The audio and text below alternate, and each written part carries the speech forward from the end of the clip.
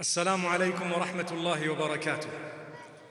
بسم الله الرحمن الرحيم. الحمد لله والصلاة والسلام على رسول الله وعلى آله وأصحابه أجمعين. Indeed, all praise is due to Allah subhanahu wa ta'ala. Upon all conditions, we thank and we seek His protection from being among those who are cast into hellfire. This is why the Prophet sallallahu alaihi wasallam used to say, وَأَعُوذُ بِاللَّهِ مِنْ حَالِ أَهْلِ النَّارِ. I seek refuge in Allah subhanahu wa ta'ala from the condition of those who shall be cast in hellfire. والصلاة والسلام على أفضل الأنبياء والمرسلين نبينا محمد وعلى آله وأصحابه أجمعين. We send blessings and salutations upon Muhammad sallallahu alayhi wasallam, the best of creation, the most noble of all prophets, the one whom Allah chose to send to us, to guide us to the straight path. So everything we do in terms of goodness, Muhammad sallallahu alayhi wasallam receives a full reward because he was the one sent to teach us. May Allah subhanahu wa ta'ala grant us His intercession on the Day of Judgment. Ameen. My beloved brothers and sisters, speaking of the Day of Judgment, you and I know that on that day, wealth will not help you unless you have spent it while you were alive. So anything you earned on the Day of Judgment, it will only be written next to your name as being spent if you spent it while you were alive. But if you did not spend it, it went to someone else, and perhaps they might have used it, utilized it positively or negatively. That was someone else. So this is why while you're alive, make sure that you spend. Make sure that you do for the sake of Allah. Make sure you reach out to the needy. There is no point in us amassing a lot of wealth and then when we get to the Day of Judgment, we tell Allah subhanahu wa ta'ala, oh Allah, you know, you remember I had a lot of wealth. So if you want, you can take all of that wealth, but give me Jannah. It's not good enough. It's foolish. That wealth means nothing. If you think carefully, that wealth, gold and silver, is actually from the dust, from the soil. It is dug from the ground. That is earth. It was given value because Allah wanted it to have a little bit of value so that you and I could use it as a currency. We ask Allah subhanahu wa ta'ala to grant us understanding.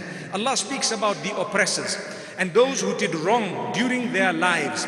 When they die without repenting, and if theirs was hellfire, meaning if it was destined for them, then they will ask Allah subhanahu wa ta'ala to accept from them whatever the world has contained in terms of material wealth. And Allah says, even if they did that, we wouldn't accept it from them. Listen to what Allah says, verse number 37 of Surah Al-Ma'idah. Allah subhanahu wa ta'ala says, إن الذين كفروا لو أن لهم ما في الأرض جميعا ومثله معه ليفتدوا به من عذاب يوم القيامة ما تقبل منهم. Indeed, those who have disbelieved on the Day of Judgment, if they were to have whatever the earth holds in terms of material value, all the wealth of the whole earth doubled up, and they were to try and give it in order to get themselves freed from the fire or from the punishment, it won't be accepted, it will be too late. So the message is, save yourselves by believing in Allah. Save yourselves by believing in the oneness of the Maker, by worshipping the one God, He who made you, He whom you are going to return to. May Allah subhanahu wa ta'ala grant us safety. Allah subhanahu wa ta'ala says, for them will be a painful punishment. May Allah not punish us. My brothers and sisters, it's about time we turned to Allah subhanahu wa ta'ala. Now, sometimes we find that people say Islam is barbaric because it dooms the non-Muslims to hellfire. Don't you hear that in the Qur'an Allah says those who disbelieve shall be cast in hellfire? Those who believed, good news for them. So people then say, well, it's a bad religion. How can it teach that the most merciful casts people into hellfire? If you take a careful look, these are warnings from your Maker. Christianity has even greater warnings, and Judaism has similar warnings. All the religions believe that they are right, and they also believe anyone who doesn't adopt that faith is actually going to be cast in hellfire. The Christians believe that if you don't take Jesus as your personal savior, you have absolutely no hope on earth. Nothing. You have no hope whatsoever. The Muslims believe that if you don't take He who made you as your personal savior, you have no hope. Subhanallah. If you don't take He who made you, He who created you, He whom you are going to return to, the one and only, the one who made you, nourishes, cherishes, provides, the one in absolute control of every aspect of your existence. If you don't take Him as your personal savior, there will be nobody to save you. Subhanallah. So you can see the value of two statements. Common logic. It's up to you to choose which one you want. If you want to save yourself, like I said, we believe we are correct. They have every right in this world to believe that they are right. They are answerable to Allah. Similarly, the Jews have the right to believe that they are correct. But at the same time, the judging will happen on the day of judgment, when Allah subhanahu wa ta'ala will then declare what was right, what was wrong, etc., etc. And therefore, Allah subhanahu wa ta'ala issues warnings. And if you take a look at Islam, we have utmost respect for the Prophet Jesus, may peace be upon him. Utmost respect for the Prophet Moses, Musa alayhi salatu wassalam. So, if you were to look at Islam, it is a faith that has respect of all these messengers, all of them completely. But if you take a look at the other faiths, they drop one or two or more, and they disrespect them, they call them names, they actually blaspheme against them. May Allah subhanahu wa ta'ala protect us. If someone were to draw cartoons about the Prophet Jesus, may peace be upon him, those cartoons would hurt us just as the cartoons of the Prophet Muhammad sallallahu alaihi wasallam have hurt us. The same applies to the Prophet Moses, may peace be upon him. Anyone joking about Musa or Moses, may peace be upon him, would hurt us, because as Muslims we are taught all of these were the chosen messages of Allah subhanahu wa ta'ala. Messengers whom we are supposed to say after their names, peace be upon him. If you don't say that, you are disrespecting those messengers, may peace be upon them all. Then Allah subhanahu wa ta'ala speaks about seeking forgiveness. And you know, Allah words it in a beautiful way. Beautiful way. You know, when you want a child to do something, you tell them in a nice way, come on, why don't you do this? Come on, why don't you come here? You see what will happen. You speak in a very sweet way. Listen to how Allah words the issue of seeking forgiveness. He's telling us something very interesting. Verse number 74 of Surah Al-Ma'idah. أَفَلَا يَتُوبُونَ إِلَى اللَّهِ وَيَسْتَغْفِرُونَهُ وَاللَّهُ غَفُورٌ رَحِيمٌ. Will they not turn or return to Allah and seek forgiveness? For indeed, Allah is most forgiving, most merciful. Subhanallah. Look at Allah addressing everyone. Yes, it may have been revealed for a specific group of people, but the lesson in these verses is for every one of us. Allah says tawbah and istighfar. The difference between the two, tawbah means to return to Allah, change your bad ways, your habits, and your life has changed. That means you have engaged in tawbah. And istighfar means to seek forgiveness. So you seek forgiveness and you change your ways. That means you did istighfar and you did tawbah. Allah here is asking you to do both of those. Don't just say, oh Allah forgive me, oh Allah forgive me, and on top of that your life hasn't changed. Oh Allah forgive me, you know I'm weak, I'm going to go back there tomorrow, but for today you can forgive me, oh Allah. It doesn't work that way. My brothers and sisters, it never works that way. Allah subhanahu wa ta'ala tells you, seek forgiveness, change your life. See, we will give you paradise. We are most forgiving, most merciful. Save yourselves, my brothers and sisters, from the torment by seeking Allah's forgiveness and changing your lives. Then Allah subhanahu wa ta'ala speaks about a certain quality that people would have that would result in the curse of Allah upon them. What is that quality? When you don't correct people. Subhanallah. Allah says some of the people of the book, we cursed them because they never used to correct each other. They never used to correct each other. When they did something wrong, they were too shy. They were too quiet. They used to look at each other and that's it. Nobody told anyone, look my brother, I think you are wrong. Even in the least. In Islam, we are taught that you have to feel at least in your heart that this is wrong. And if you can do something about it with your tongue, if you have the authority to do that, you should do that. And if you have the authority to change it by hand, then you should do that too. If you don't have the authority or you are helpless, you cannot do anything about it, in that case, you do it with your tongue, or at least you feel in your heart, you know what? This is something that is really bad. I'm not a party to it and I don't agree with it. Allah says, and this is a beautiful verse, number 79 of Surah Al-Ma'idah. لعن الذين كفروا من بني إسرائيل على لسان داود وعيسى بن مريم ذلك بما عصوا وكانوا يعتدون كانوا لا يتناهون عن منكر فعلوه لبئس ما كانوا يفعلون.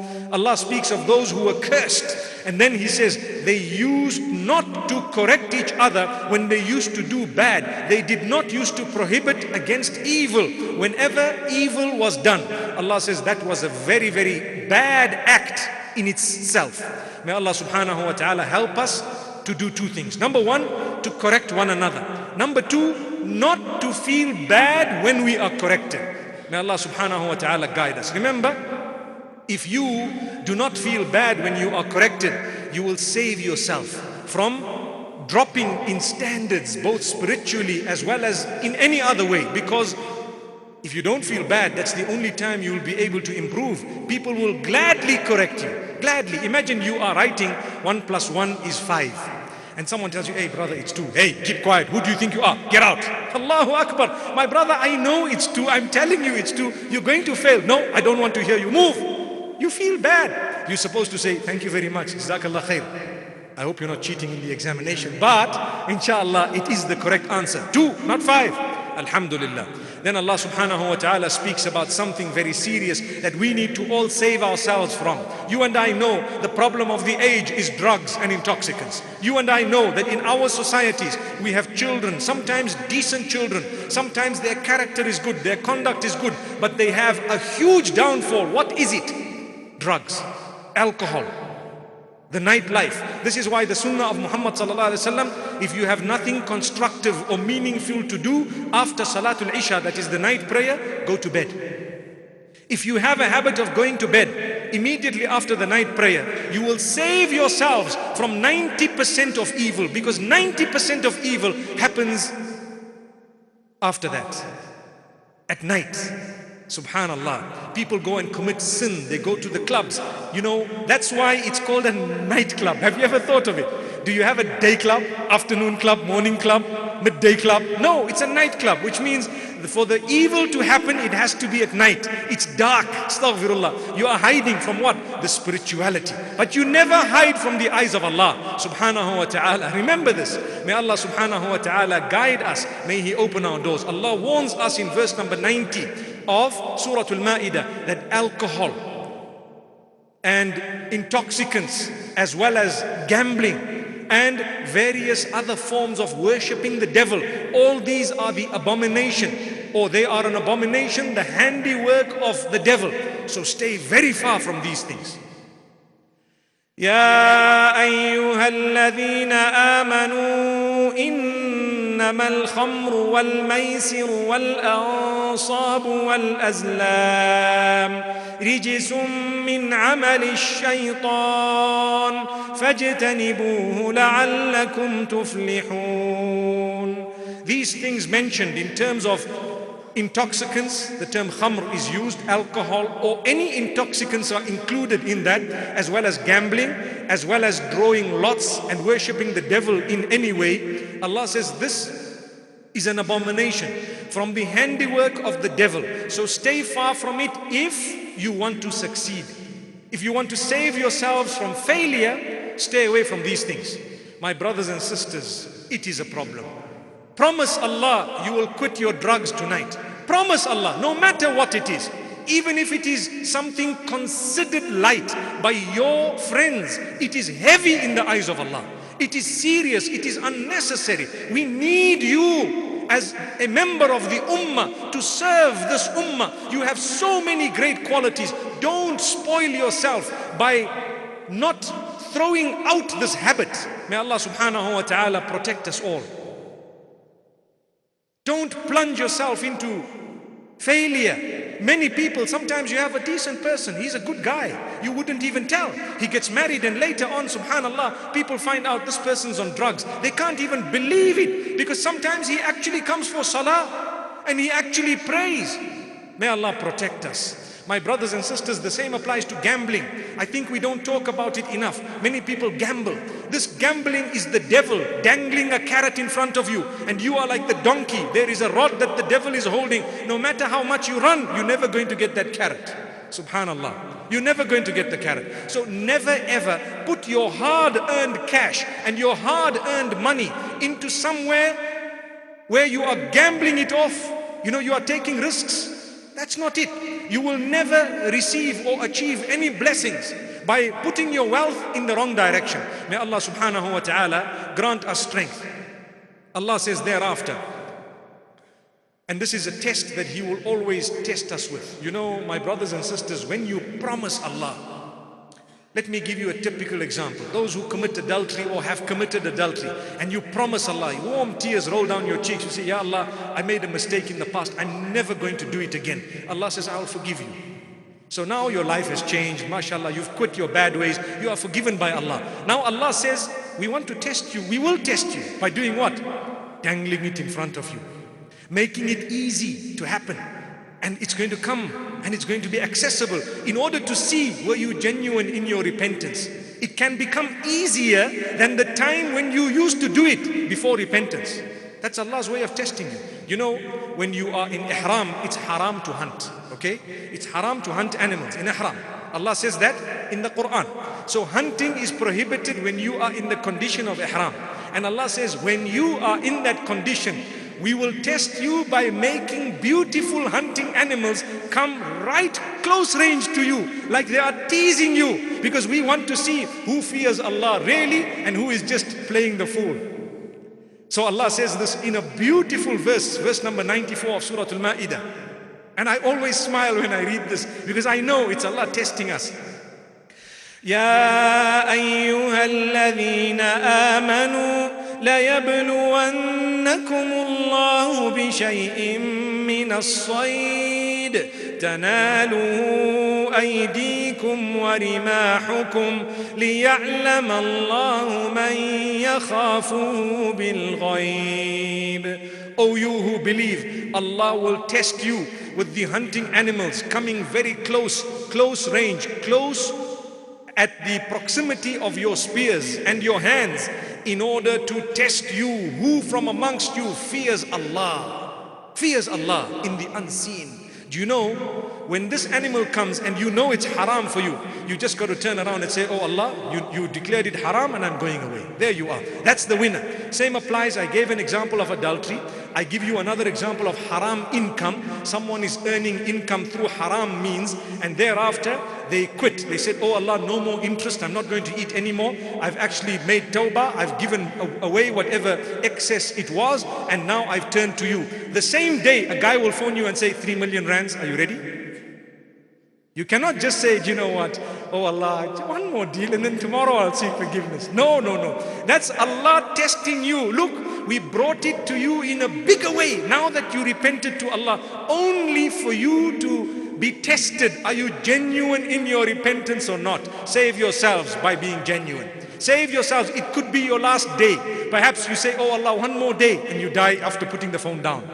What happened? You failed your test. Say, no, my brother, I used to do this before, but I advise you also not to do it, and you put the phone down, and you should be happy.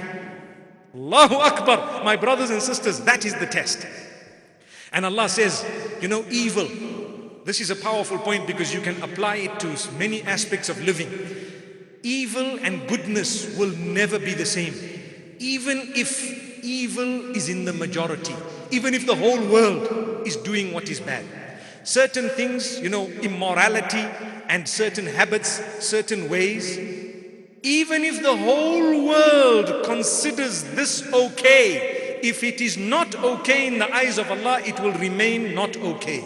That's what Allah is saying. So Allah says in verse number 100 of Surah Al-Ma'idah, قُلْ لَا يَسْتَوِي الْخَبِيثُ وَالطَّيِّبُ وَلَوْ أَعْجَبَكَ كَثْرَةُ الْخَبِيثِ.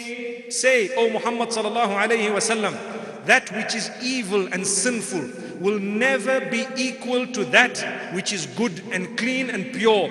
Even if you are surprised or amazed or amused by the great number or by the great amount of that which is bad, evil, and that which is impure and unacceptable. It will remain unacceptable even if the whole world thinks otherwise. May Allah subhanahu wa ta'ala keep us all steadfast. Then Allah subhanahu wa ta'ala warns us. He warns us about ourselves. A lot of us, we are quick to talk about everyone else. Very quick. Oh, this sister did that, that brother did that. Do you know the latest gossip? Some of us have chat groups on WhatsApp for gossiping. We want to know the latest about this man, his life, his wife, and all the strife. Allahu Akbar. May Allah forgive us.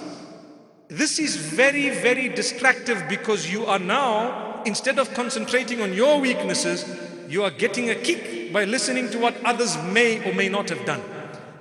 So Allah subhanahu wa ta'ala tells us to save ourselves by worrying about ourselves. A true believer will occupy himself with his own weaknesses rather than occupying himself with the weaknesses of others. As a Muslim, my life should be led such that 24/7 I'm worried about myself and how I'm going to improve. If I'm spending 1 minute worrying about someone else's weakness in a negative way, then definitely I have lost. Why do I say a negative way? I am allowed to be worried in a positive way. I see something bad, I make dua to Allah. My aim is not to embarrass the person or try and expose them. My aim is to solve the problem by calling out to Allah. If I can help them, my brother, yesterday I saw you had a bottle of alcohol in your hand. I'm quite sure it must have been for someone else, but don't even have it in your hand. Subhanallah. And he look at you and say, well, it was me drinking it. May Allah subhanahu wa ta'ala forgive us. So if you can, yes, you must, in a positive way. You have a problem with someone, you've seen something, tell them straight and direct. Whether they like you or they don't, it's besides the point. But don't go around spreading tales. Allah says in verse number 105 of Surah Al-Ma'idah, يا أيها الذين آمنوا عليكم أنفسكم لا يضركم من ضل إذا اهتديتم إلى الله مرجعكم. Allah says, O you who believe, be concerned about yourselves, worry about yourselves. Those who are astray will not harm you, nor will they affect you if you are concerned about yourselves and if you are rightly guided. If I am rightly guided, all the misguided people will not be able to affect me. So Allah says, so worry about yourselves. You are all ultimately going to return to Allah subhanahu wa ta'ala. May Allah subhanahu wa ta'ala help us understand this. My brothers and sisters, we move on to the next surah, Surah Al-An'am. And in it, there are so many verses for us to learn from and to save ourselves from the wrath and the punishment in this world and the next. There were nations and people who were served punishment in this world. And that was because they used to laugh at, they used to scoff at the messengers, mock at them, swear them, belittle them, and make a joke of them. So the prophets of Allah, may peace be upon them, when they were sent to nations, some of those nations, some of the people from those, they used to laugh, make a joke, and they used to make a mockery of, they used to try to actually belittle these messengers. And Allah says, because of them belittling those who are loved by Allah, we punished them. They got part of what they deserved. They found it and they were made to taste it. Listen to what Allah says, verse number 10 of Surah Al-An'am. وَلَقَدْ اسْتُهْزِئَ بِرُسُلٍ مِّن قَبْلِكَ فَحَاقَ بِالَّذِينَ سَخِرُوا مِنْهُمْ مَا كَانُوا بِهِ يَسْتَهْزِئُونَ. And indeed, before you, O Muhammad sallallahu alaihi wasallam, there were messengers whom the people tried to make a mockery of. They jeered at them. They said bad things about them. So what reached them was a part of the punishment because of what they earned themselves. Because of this mockery, they were punished. Now the lesson I have is, from amongst us there are friends of Allah. We don't know them sometimes. Don't mock at people. Don't laugh at people. Don't make a joke or belittle people, because if that person happens to be a friend of Allah, it spells doom for you. You don't know. Be kind to people. Sometimes the ulama, when they guide us, we look at them and we disagree. And we disagree, but on top of that, we become disrespectful. We start swearing them. We start mocking at them. We start calling them names. It's a matter of time before you are punished. This man is working for Allah. This man's whole life is dedicated to Allah. And what you are doing, you who is busy earning a livelihood day in, day out, you barely have time for salah. Sometimes your life might be spent in the nightclub, and you are coming and swearing those who are serving Allah's cause. And you are the one who has the biggest bad words to refer to the ulama and the scholars and those who are pious, for example. If that is the case, how will you save yourself from the punishment when Allah promises you that it's coming in your direction, if not today, then tomorrow? We don't need that. Save yourself by protecting your tongue. Say a good word. If you really disagree, say, you know what, mashallah, I disagree. But this is a good man. He does a lot of good work. There are 2 or 3 things I might disagree. That's the way a human being and a mu'min, a believer, should look at things. You may disagree with 2 or 3 things. No alim or no scholar of Islam is perfect. The messengers were perfect. The scholars, they will make mistakes at times. But you don't have to insult them. You don't have to use poisonous words. You don't have to degrade them. Because I promise you, before you die, you will witness the punishment of that. You will see it. These are people who work for Allah. And Allah says, through the blessed lips of Muhammad sallallahu alayhi wa sallam, in a hadith Qudsi, Man aada li waliyan faqad adhantuhu bil harbi. Whoever harms a friend of mine, I announce war against him. Allahu Akbar. Whoever harms a friend of mine, I announce war against him. Think about it, and I need to think about it. For me to say bad words about a scholar of Islam or one of those who are fulfilling salah or a person who is pious, for me to spread evil, what am I doing? I have perhaps harmed, or I am trying to harm a friend of Allah subhanahu wa ta'ala. Allah says, I've just announced war with you. May Allah subhanahu wa ta'ala forgive us and grant us strength. Never ever make a mockery of people. Try never to do that. May Allah subhanahu wa ta'ala help us. Then we have Rasulullah sallallahu alayhi wa sallam making mention of something very, very strong. Allah instructs him to say something to the people. What was it? Allah says in verse number 15 of Surah Al-An'am, قُلْ إِنِّي أَخَافُ إِنْ عَصَيْتُ رَبِّي عَذَابَ يَوْمٍ عَظِيمٍ من يصرف عنه يومئذ فقد رحمه وذلك الفوز المبين.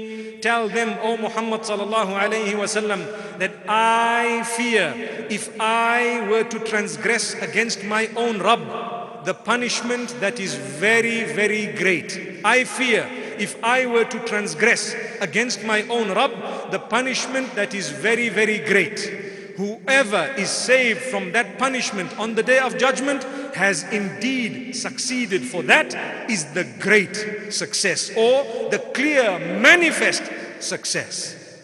Now imagine if Muhammad sallallahu alayhi wa sallam, who was sinless, spotless, absolutely perfect, the best of creation, the most noble of prophets, the guide, the one who will be the first to enter paradise, subhanallah, if he is telling you, look, I am worried if I were to transgress that Allah would punish me.